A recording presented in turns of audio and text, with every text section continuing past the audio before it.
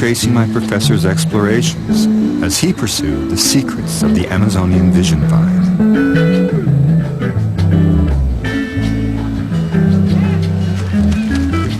60 years ago, this territory was untouched forest.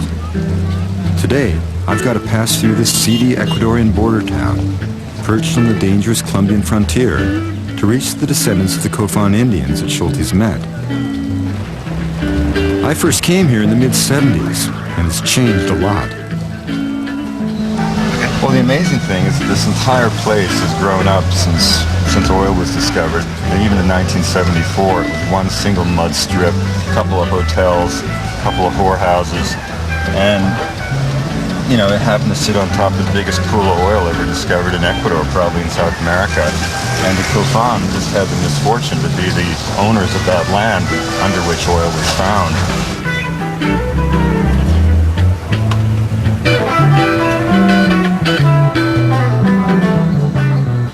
From this landing, I've got a 9-hour river trip ahead of me to get to the Kofan Indian village. You know, when Schultes finished his work in Mexico, he had 2 job offers after he got his PhD. He could have gone and become a school teacher at a private school in New England, or he could have gone to the Amazon to search for the mystery of a plant known as the flying death. Fortunately for science, he chose the Amazon. To reach the Kofan, Schultes traveled for weeks, first through Colombia on foot, over the Andes, and then by boat, down one river, then up the Sucumbíos River into the land of the poison makers. In the 16th century, explorers like Sir Walter Raleigh were amazed by the blowgun. Darts dipped in plant poisons that could kill silently from a distance. Terrified Europeans dubbed it the Flying Death.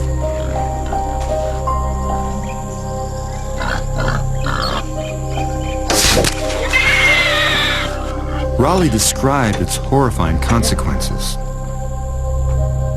Victims of the poison suffer an ugly and lamentable death, sometimes dying stark mad. The poison was curare, a mixture of plants. Since its discovery by the Spanish in the 16th century, scientists have been fascinated by its paralyzing properties and its medical potential. Small samples would find their way out of the jungle, but no one knew their source.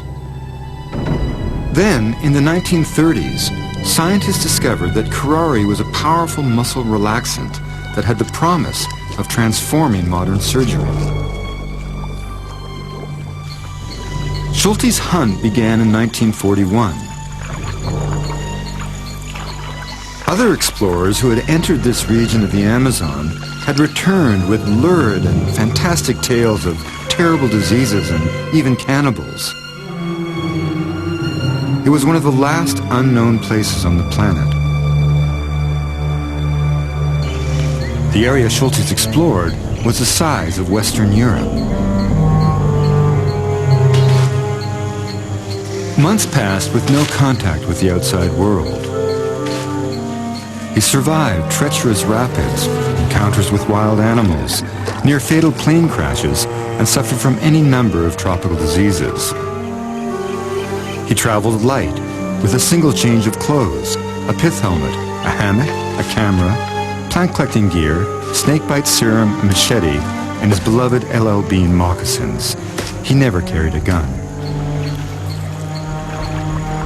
He was the first outsider some tribes had ever seen. "I do not believe in hostile Indians," Schultes once wrote. "All that is required to bring out their gentlemanliness is reciprocal gentlemanliness."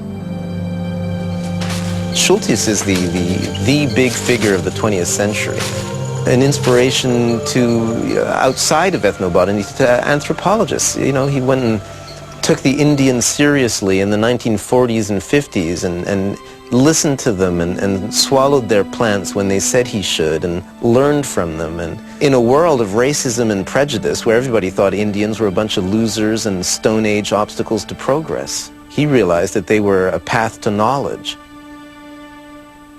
When I was doing my researches in Colombia in the 1970s, I was told by a Colombian botanist that if I ever had difficulties out in the jungle or anywhere, that if I just mentioned Schultes' name and said I was associated with him, he said it would just open doors. He said, down here, Schultes es Dios, Schultes is God.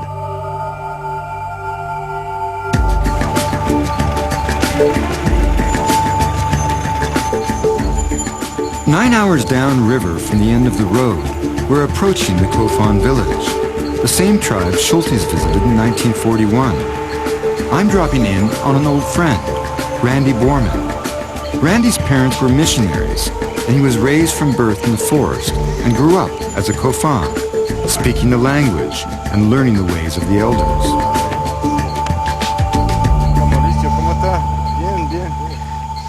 You know, it's incredible. When Schultes came, you got a sense that it was a very remote place, you know. Incredible. Randy and I are tracking down some of the same magical plants that Schultes sought.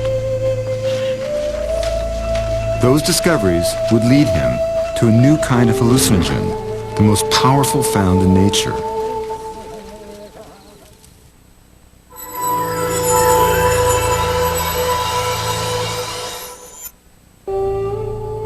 In 1942, ethnobotanist Richard Evans Schultes, working for the U.S. National Research Council, came to the Amazon to seek the botanical sources of curare. It was believed that this poison could be used as an effective supplement to modern anesthesia. Today, my friend Randy Borman is taking me to a part of the forest where the Kofan still gather the plants that yield the toxin.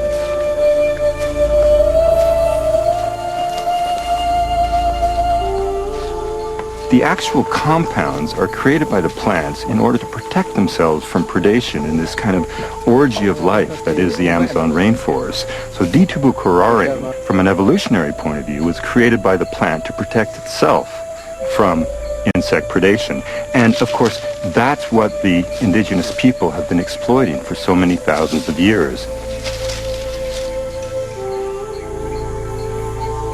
Blowguns, 8 feet in length, combined with poison-tipped darts, are used to take down animals as small as a hummingbird or as big as a tapir. Occasionally, they've proven deadly on humans during times of tribal wars.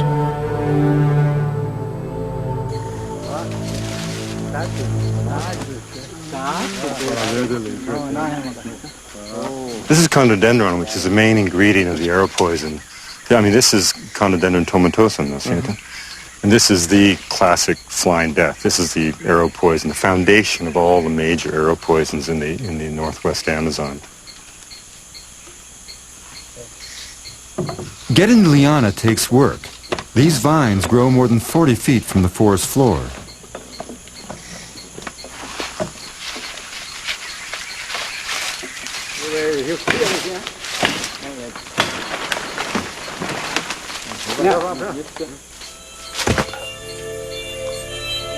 You can chew on the bark of curare without it doing any damage. It's incredibly bitter, but obviously it's not going to kill you because it hasn't been concentrated. I mean, that's the whole thing about these plants that we're seeing in the forest. The Indian people have learned to find ways to concentrate the poison inside this bark to a level of intensity that actually allows you to kill.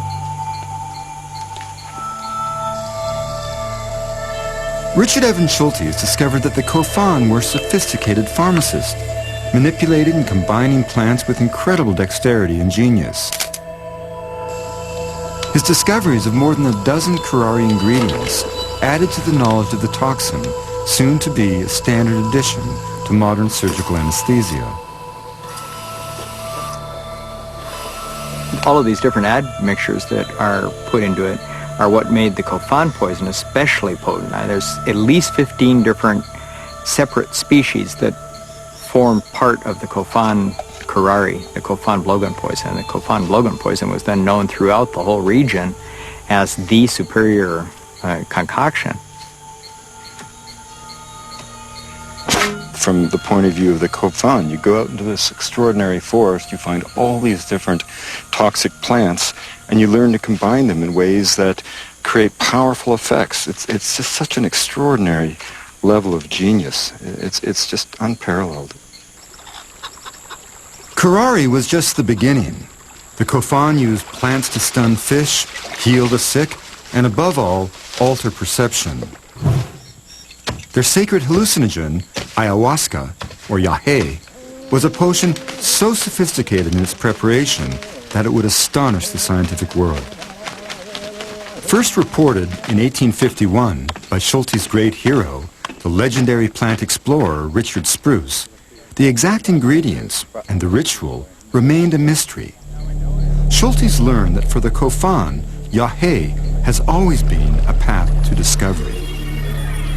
In the sense that the Western world uses, they're not hallucinogens or stimulants or any of these other things.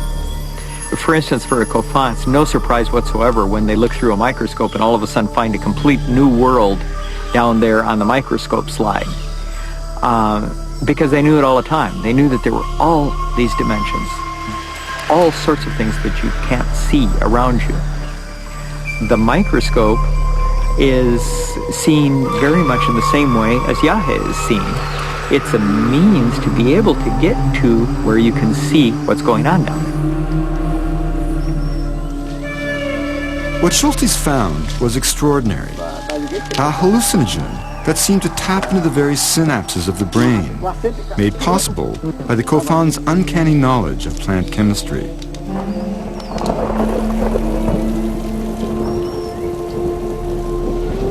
On the verge of unraveling the mysteries of ayahuasca and the ways of the shaman, Schultes' life was catapulted in a totally different direction. In 1942, war raged in the Pacific, and the Japanese swept across Southeast Asia, taking control of 95% of the world's domestic rubber supply. The Allies desperately needed alternative sources, and the best place to go was the Amazon, where the rubber tree was native. Richard Evans Schultes was called back to Washington, D.C. At a meeting at the Department of Agriculture in November of 1942, he learned that supplies of natural rubber, essential for jeeps, tanks, ships, and planes, were dangerously low.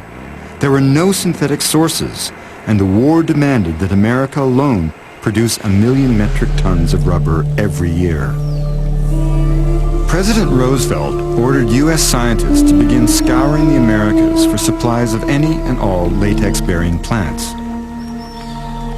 Schultes' new Amazon assignment helped save the country by finding new sources of latex and blight-free, fast-growing rubber trees.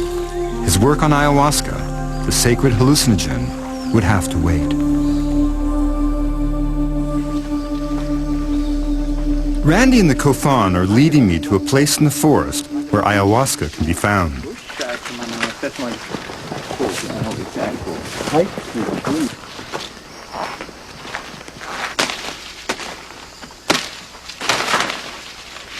You take it in your mouth, it tastes a little bitter, but so many other plants of the forest do.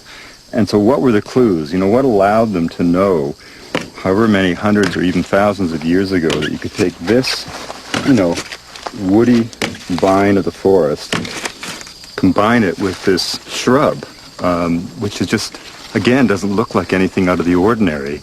And yet inside the plants are these remarkable chemicals that, when combined in this unique way, create a kind of powerful synergistic effect, almost a sense of the biochemical version of the whole being greater than the sum of the parts. And it's really one of the great mysteries of all of ethnobotany, of all of the science of plants in the Amazon. We know, of course, how the chemicals interact. What we don't know is how the people first made this extraordinary discovery.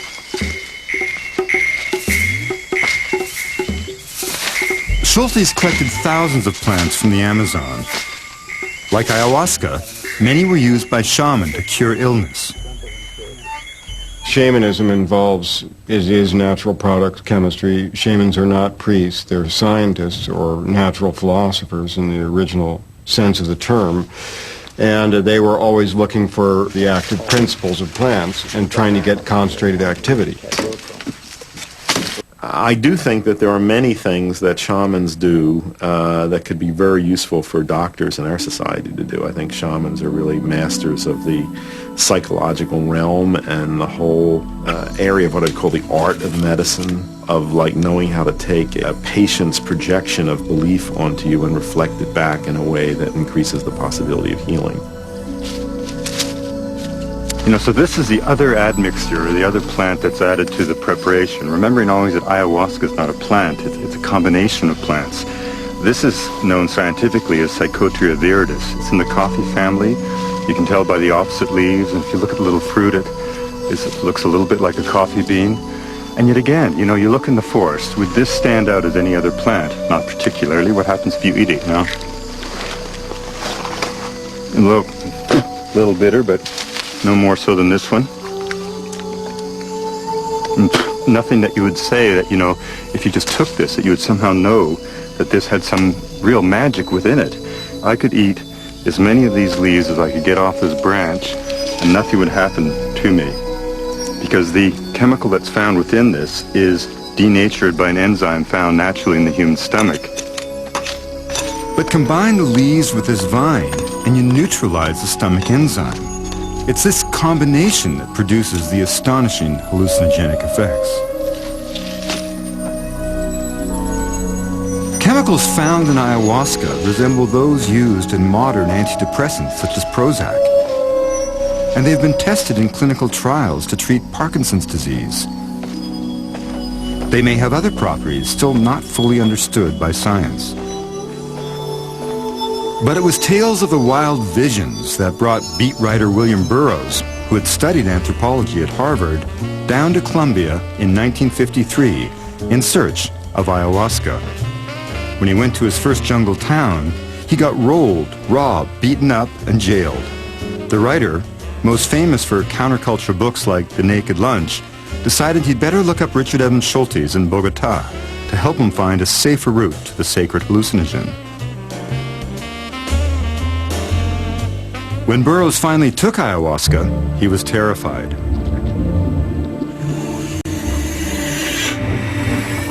And when someone like William Burroughs came looking for just another kick and got scared out of his mind, you know, this whole, you know, Yahe is not for the faint-hearted. It's not really supposed to be pleasant. It was never supposed to be a pleasant thing. I mean, you're facing down some force.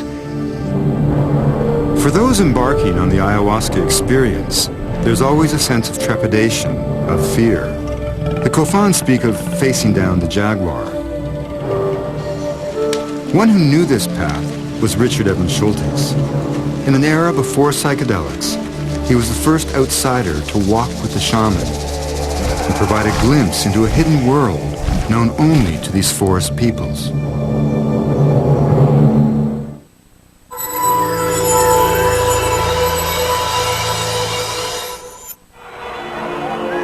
By the end of World War II in 1945, pressure was off Richard Evans Schultes.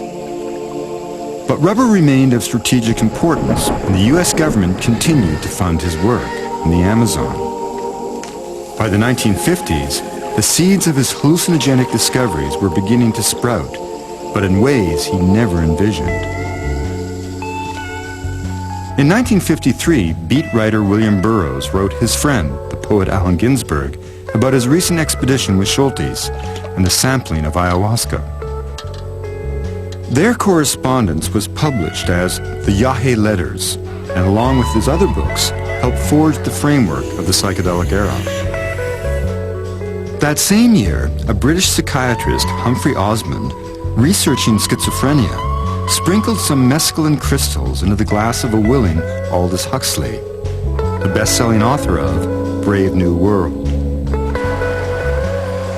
Huxley documented his fantastic visions in another book, The Doors of Perception.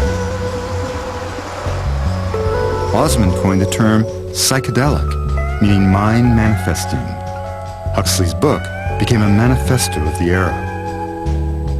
I think it would be extremely good for almost anybody with fixed ideas and with a great certainty about what's what, to take this thing and to realize that the world he has constructed is by no means the only world, that there are these extraordinary other types of universe which we may inhabit and which we should be very grateful for inhabiting, I think.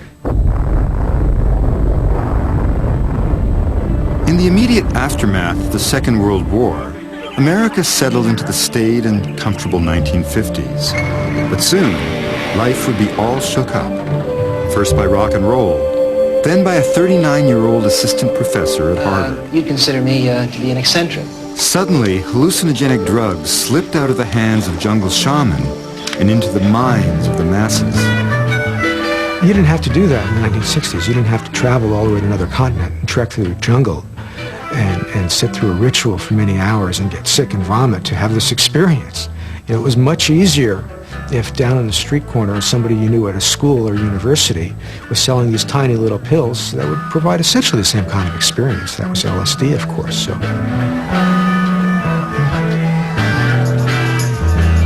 Ladies and gentlemen, there's a level of reality which is invisible to the naked eye, but which has a... Hoffman's LSD was still legal.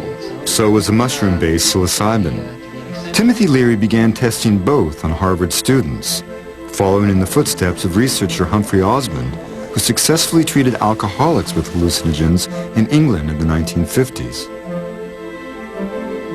The effect is somewhat like looking through a microscope. Suddenly, when you look through a microscope, you discover that there's an invisible world around you that you hadn't known about before you did it. The same thing is true with a psychedelic drug. I met Leary in the fall of 1960 and then knew him, and also I was the investigative reporter for the Harvard newspaper that did most of the writing about the, what became the drug scandal at Harvard involving Leary. Initially, the testing continued at Harvard unopposed, and by 1961, Leary and his colleagues left campus to test the drugs on prison inmate volunteers.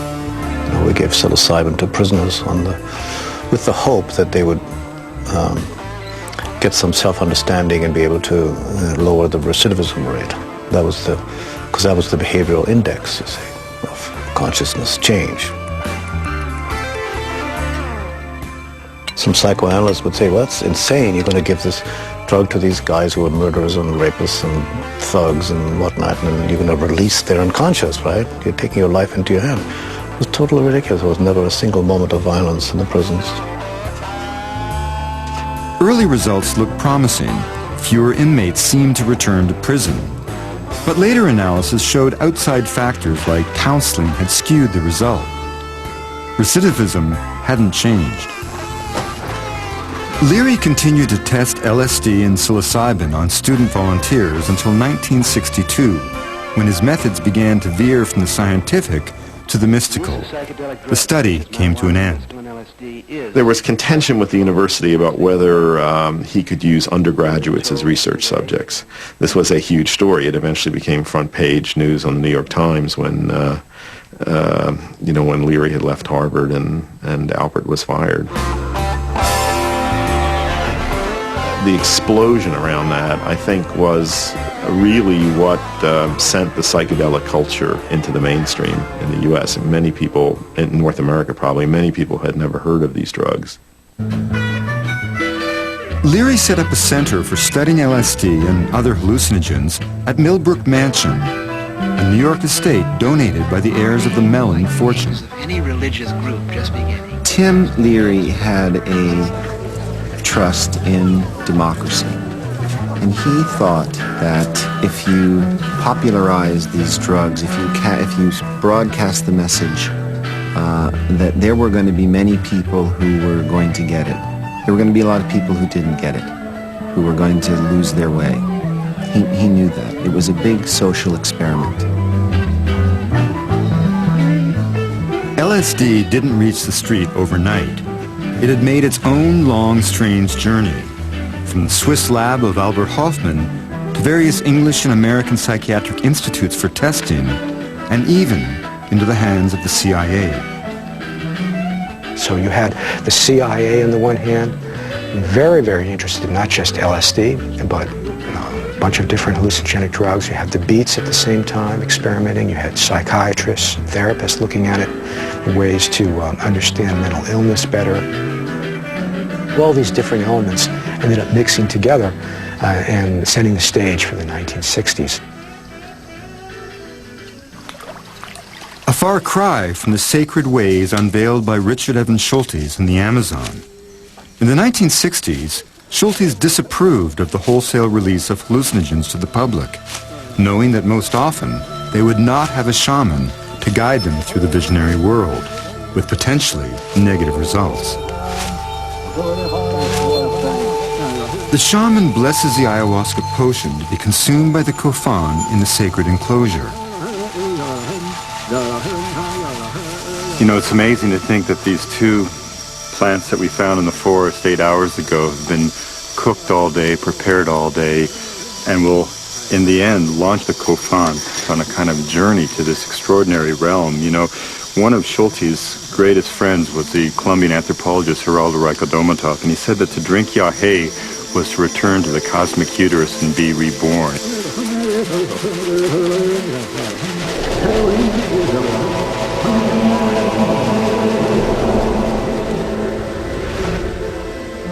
The ayahuasca ceremony is both social event and healing ritual.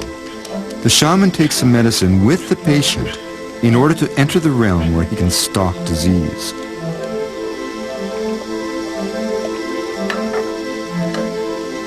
Ayahuasca is as complex as the human mind. The novice participant, guided by the shaman, travels through a hidden world of sometimes frightening visions. For the apprentice, the potion is used as a tool to move through stages of shamanic power, such as conquering and taking on the spirit of animals. Randy Borman understands this process. Once you're to the point where you're actually seeing past just the bright colors and the loud sounds, and actually beginning to see the forest people or the animals or whatever like that, then you go to the next stage, which is to actually be able to interact with those.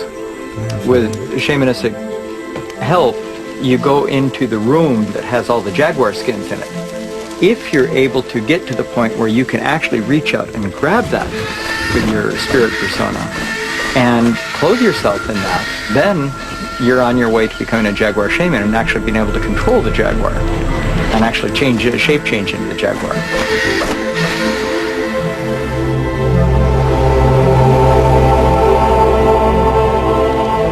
In stark contrast to the traders and adventurers before him, Schultes developed a mutual respect with the kofan. He took their medicines to better understand the people and their plants. More than anyone else, Schultes brought this hallucinogen to the attention of the outside world. Used today by religious groups in Brazil and America, the full medical potential of ayahuasca remains unknown.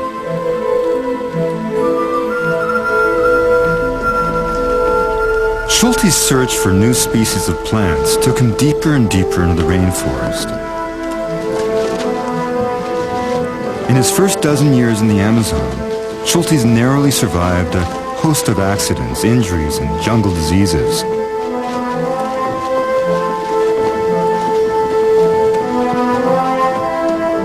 Then, on a trip up Brazil's Rio Negro, Schultes found himself in the remotest part of the Amazon, on the very edge of death.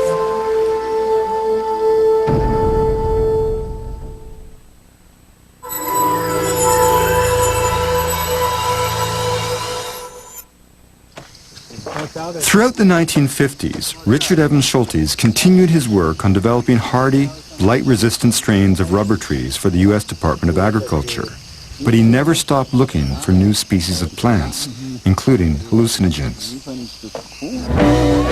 Meanwhile, in the United States, by the mid-1960s, Albert Hofmann's LSD genie was well out of its bottle, creating a hallucinogenic revolution that Schultes never endorsed. Back in the mid-60s, when LSD first came to the fore, people were taking it quietly, individually, for the purposes of introspection. And that is simply not what we were up to. We were taking it in groups, and it was basically a sort of a party situation, but there was, I don't want to say a serious component to it, but there was a forward thrust to it. We were looking to basically to find new levels of communal experience. Soon, psychedelia was everywhere. Millions of Americans took LSD. And as it grew worldwide, it impacted everything from fashion to the composition of music. Among those who helped LSD go mainstream, the CIA. It's kind of an interesting phenomenon because every drug that became popular on the street as an illegal substance, a black market substance, in the 1960s and then thereafter, had been previously tested, scrutinized, in some cases even developed by the Central Intelligence Agency and the U.S. military.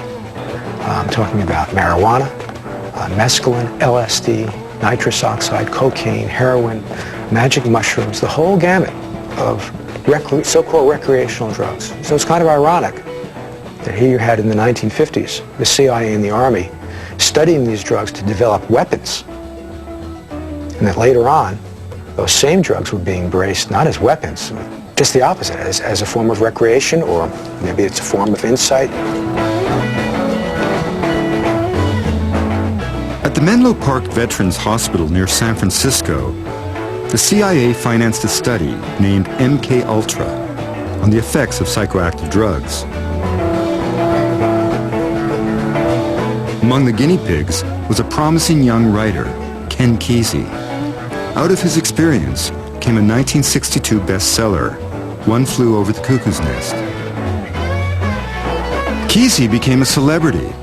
While LSD was still legal, he formed the Merry Pranksters, a freewheeling group of beats and hippies who held parties where guests could experiment with the drug. Entertaining the guests was a band of young musicians called the Warlocks, soon to become better known as the Grateful Dead. We started taking LSD every Saturday night with the Kesey crew and having these big parties that were called the acid tests. And the idea was just to see where it was going to take us. And we started discovering stuff, you know, I guess psychic links or splices we used to call them. I think in more classical terms, I think it was active Gestalt linkage, basic telepathy. And what we discovered is that this stuff is happening all the time. It's just that it gets a little faster and more furious when you remove the barriers that you erect as a child. With the advent of acid, we discovered a new way to think.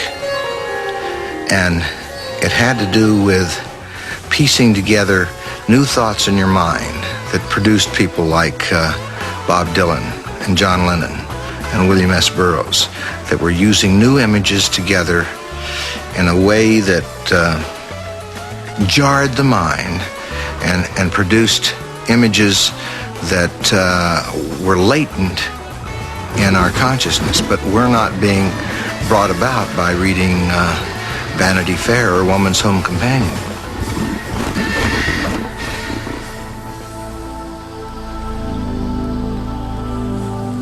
The morning after the ayahuasca, or the yahe ceremony, you can only be astonished by how brilliantly the Kofan manipulate these plants to explore states of mind most people will never experience. You know, the Amazon's an amazing, but it's a formidable place, and you never really sense its power until you're completely exposed to it. And it makes so much sense to me that yahe is this sort of plant that results in this cascade of emotions and of power and this serpentine sense of this other series of realms that just cascade over your imagination and really surround you and almost drown you with the intensity. And I've often joked that, you know, people who say they love the Amazon either haven't been here or they're liars. And the amazing thing about Schultes is that he really was a guy who liked the Amazon. He lived for it. And he came to understand every aspect of it, not only the plants, but the life ways of the people, the way of the animals. And he became, in a sense, a child of this forest. Even a child of the forest can be abandoned by its mother. On a journey up Brazil's Rio Negro in 1947, Schultes' luck finally ran out. He noticed a tingling sensation in his fingertips. Perhaps, he thought, it was the formaldehyde used to preserve his specimens. But after a few days, it had moved to his toes. It was beriberi, a dreaded tropical disease caused by a vitamin deficiency. 1,000 miles from the nearest city, with no more than a few cans of beans in his pack, Schultes now risked total paralysis and death. His only chance for survival, a huge dose of thiamine, vitamin B12, and Schultes was a very long way from a pharmacy.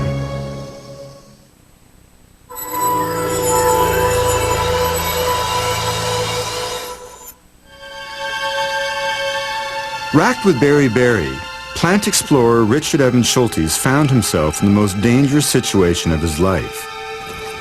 He was beginning to lose feeling in his extremities and was doomed unless he got the medication he needed, located hundreds of miles away in the city of Manaus.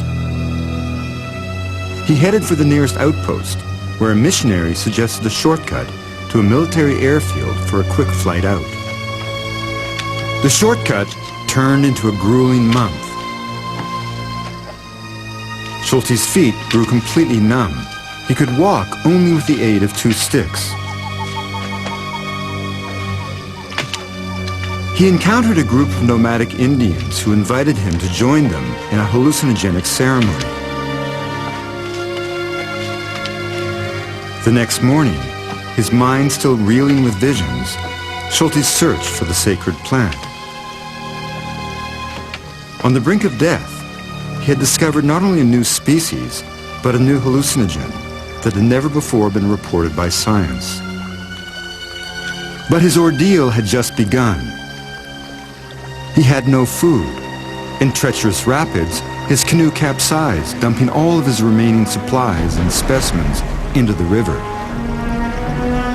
When he reached the military outpost, he discovered that there were no planes.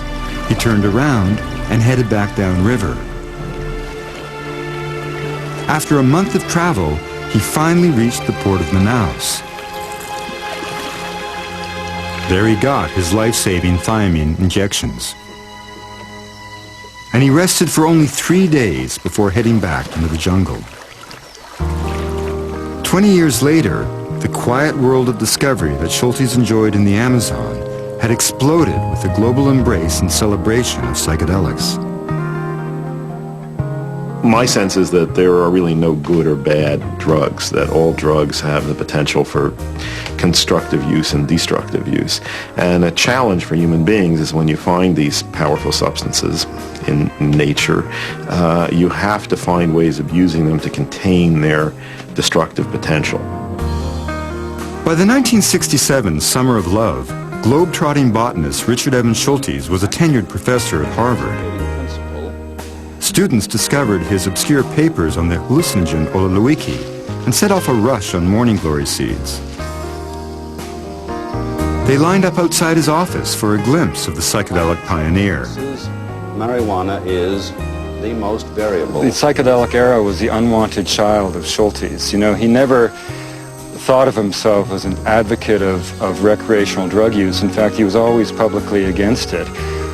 He was one of that cadre, one of that generation of scholars and seekers whose interpretation of the use of these magic plants was unfiltered by this kind of the miasma of the 60s. You know, these were these remarkable individuals, Huxley, Gordon Wasson, Albert Hoffman, Schultes, Wesson LaBarre, who were simply drawn to the inherent interest they had in these remarkable and curious plants.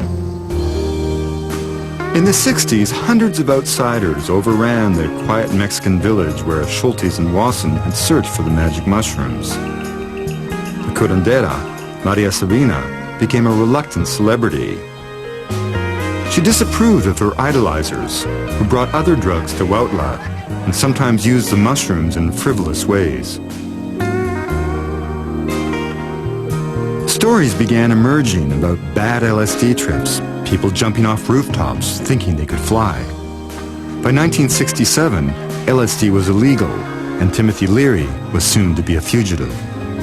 One shouldn't underestimate the potential dangers of these kind of drugs, particularly if one is not prepared to take them, if it's not being supervised properly. But on the other hand, I think there was also a journalistic exaggeration of the dangers of these drugs. There were things that were said about them that are blatantly untrue. such as that LSD causes chromosome damage. The Army documents state very clearly LSD causes less chromosome damage than caffeine. That's a direct quote from these documents. When the psychedelic movement started to emerge in the 1960s, a very conservative America blamed on psychedelics the environmental movement, the civil rights movement, the women's rights movement. And so easy to blame it on a substance. If all we just do is stamp it out, we'll be healthy. LSD, killer drop! LSD, killer drop! LSD, killer drop! LSD, killer drop! The psychedelics are lumped with marijuana and heroin and cocaine in the category of bad drugs. And then there are the drugs we promote, alcohol and tobacco and various forms of caffeine and medically used uppers and downers. And, we don't even see often that they're drugs. And the irony is that that category often has much more dangerous physical effects, much higher potential for addiction. With psychedelic work, At leading American universities, researchers are reconsidering hallucinogens to treat mental disorders, alcoholism, and to aid the dying.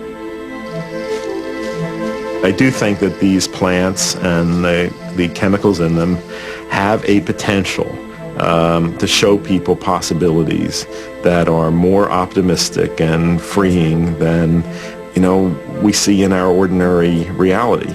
And, maybe it's no coincidence they appeared at this phase in human evolution when civilization seems to be in such crisis and heading so rapidly toward destruction. In 2006, the discoverer of LSD celebrated his 100th birthday. Colleagues from all over the world came to Switzerland to honor Albert Hofmann, another reluctant father of the psychedelic era, who called LSD